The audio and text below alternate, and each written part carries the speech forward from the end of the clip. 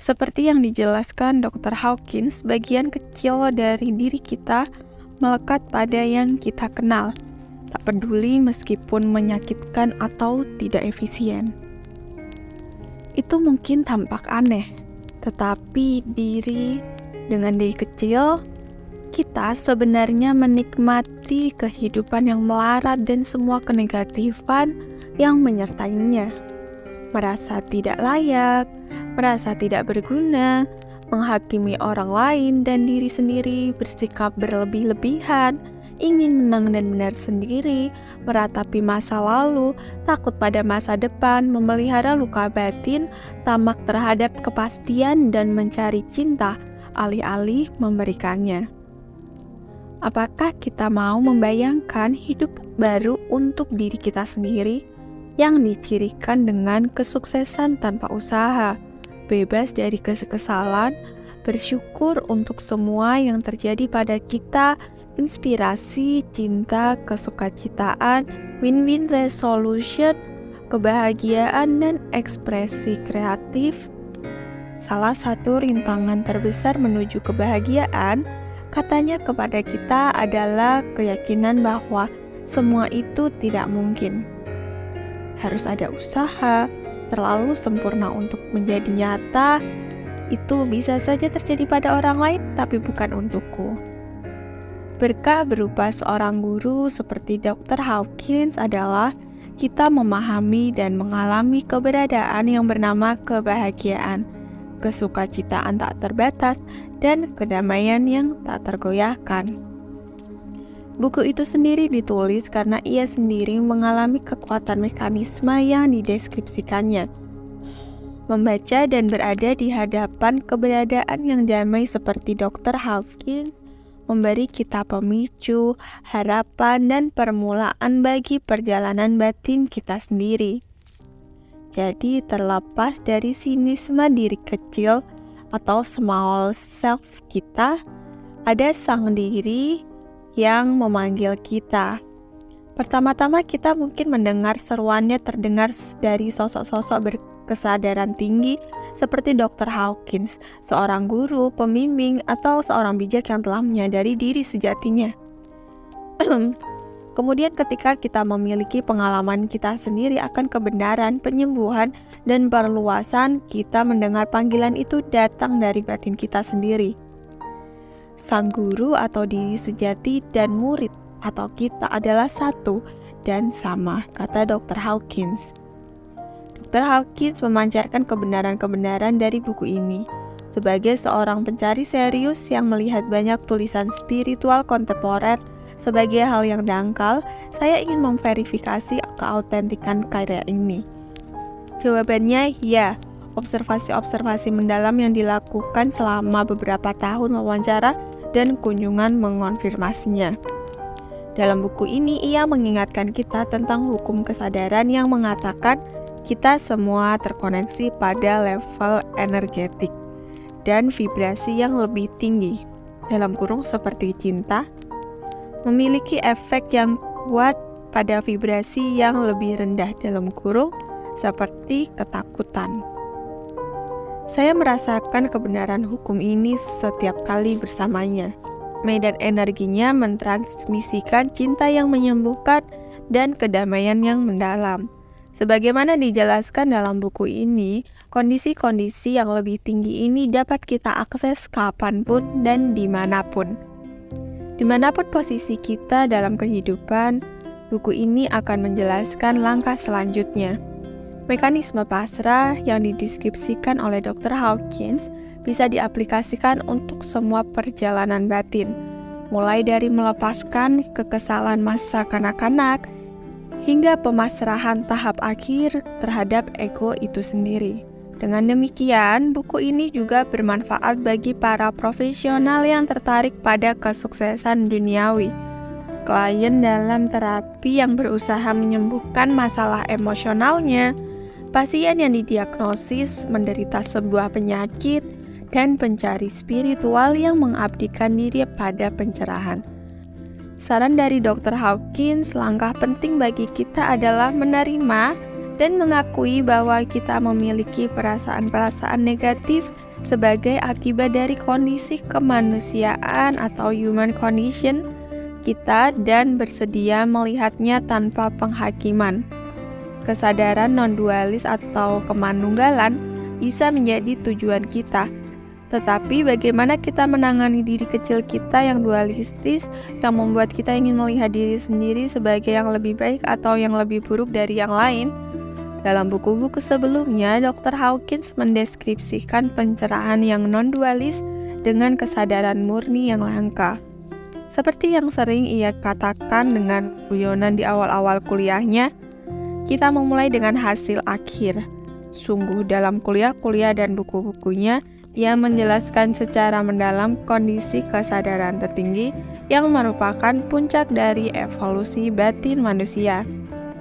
Sekarang dalam buku ini ia membawa kita kembali ke titik keberangkatan kita bersama, pengakuan dan penerimaan terhadap eksistensi diri kecil kita. Kita harus memulai dari tempat kita saat ini untuk menuju ke tempat yang ingin kita tuju. Jika kita ingin pergi dari sini ke sana, kita tidak akan tiba di sana lebih cepat jika membohongi diri sendiri dan mengatakan bahwa kita memulai dari titik yang dekat dengan tempat tujuan. Dengan berpikir kita lebih dekat dari tempat tujuan, kita sebenarnya melakukan perjalanan lebih lama. Sebagaimana penjelasannya dalam buku ini, dibutuhkan keberanian dan kejujuran diri untuk melihat kenegatifan dan kekerdilan atau smallness dalam diri kita. Hanya ketika kita dapat mengakui kenegatifan yang kita warisi dari kondisi kemanusiaanlah, kita bisa memiliki kemungkinan untuk bersikap pasrah dan bebas darinya. Kita hanya perlu mengakui dan menerima bagian dari pengalaman manusiawi kita. Dengan menerimanya, kita bisa mentransendesikannya dan Dr. Hawkins menunjukkan jalannya kepada kita. Dalam buku yang pragmatis ini, dia menjelaskan sebuah teknik untuk mentransendisikan diri kecil dan meraih kebebasan yang kita inginkan. Kebebasan batin dan kebahagiaan yang murni ini adalah hak asasi kita, katanya. Saat kita membacanya, kita akan mendapatkan keberanian dan inspirasi dari contoh-contoh klinis kehidupan nyata yang ia bagikan dari praktik-praktik psikiatri selama puluhan tahun. Dalam kasus demi kasus, kita melihat kekuatan sikap pasrah diterapkan pada hampir setiap bidang kehidupan. Jalinan hubungan, kesehatan fisik, lingkungan kerja, aktivitas rekreasional, proses spiritual, kehidupan keluarga, seksualitas, penyembuhan emosi, dan penyembuhan kecanduan.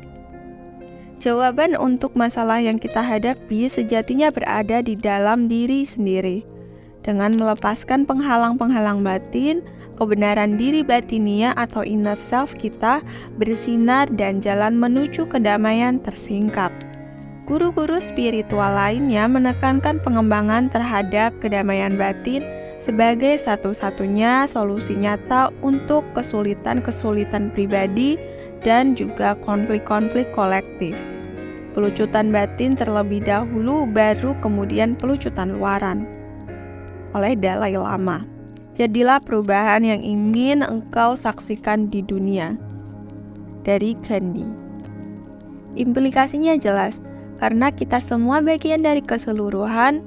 Ketika kita menyembuhkan sesuatu dalam diri kita, kita menyembuhkannya untuk dunia. Setiap kesadaran individual terkoneksi dengan kesadaran kolektif pada level energetik. Oleh karena itu, penyembuhan pribadi memunculkan penyembuhan kolektif. Dr. Hawkins mungkin orang pertama yang mencoba memahami prinsip ini dalam semangat aplikasi klinis dan ilmiah. Poin pentingnya adalah, dengan mengubah diri sendiri, kita pun mengubah dunia. Ketika batin kita menjadi lebih damai dan penuh cinta, penyembuhan pun terjadi di luar sana. Sama seperti naiknya air laut yang mengangkat semua kapal, demikian pula pancaran cinta tanpa syarat di dalam hati manusia mempengaruhi semua kehidupan. Dr. David R. Hawkins adalah penulis, psikiater, guru spiritual, dan pengkaji kesadaran yang diakui dunia. Detail kehidupannya yang luar biasa tertulis pada tentang penulis di bagian akhir buku ini. Karyanya yang unik berkembang dari mata air kasih universal dan didedikasikan untuk mengentaskan penderitaan di semua dimensi kehidupan. Berkah karya Dr. Hawkins pada evolusi manusia melampaui apa yang bisa dikatakan tentangnya. Kondisi pencerahan benar-benar lengkap dalam kebahagiaan agungnya, sehingga seseorang tidak akan pernah meninggalkannya selain pasrah dalam cinta kepada Tuhan dan sesama manusia untuk berbagi karunia yang didapatkan. Buku tentang mekanisme pelepasan ini dan semua karyanya adalah hasil dari sikap pasrah semacam ini. Seperti yang akan Anda baca di salah satu bab, ada sikap pasrah yang sangat mendalam yang memungkinkan dimulainya kembali kesadaran personal untuk memenuhi komitmen tertentu di dunia. Kondisi kemanunggalan tidaklah sirna atau ditinggalkan, tetapi cinta yang agung harus diarahkan pada tantangan untuk mengekspresikan sesuatu yang tak terlukiskan. Anda akan tahu bahwa dalam buku ini ada beberapa kalimat yang mungkin perlu dicerna lebih mendalam karena memang terbatasnya bahasa verbal untuk mengekspresikan pengalaman spiritual yang mustahil diwakili oleh kata-kata. Dan keputusan Dr. Hawkins memasuki kembali dunia logika dan bahasa untuk berbagi peta kesadaran dengan kita agar kita juga sanggup menyempurnakan takdir kita. Sungguh merupakan bukti yang tak terbantahkan tentang cinta kasihnya yang tanpa pamrih kepada umat manusia. Dengan menunjukkan kepada kita jalan menuju pembebasan, Dr. Hawkins memberi kita kesempatan untuk mencapainya. Terima kasih Dr. Hawkins untuk karunia kepasrahan total. Fran Grace, PhD, Editor, Profesor Religious Studies, and Steward of the Meditation Room, University of Redlands, California, Founding Director, Institute for Contemplative Life, Sedona, Arizona, Juni 2012.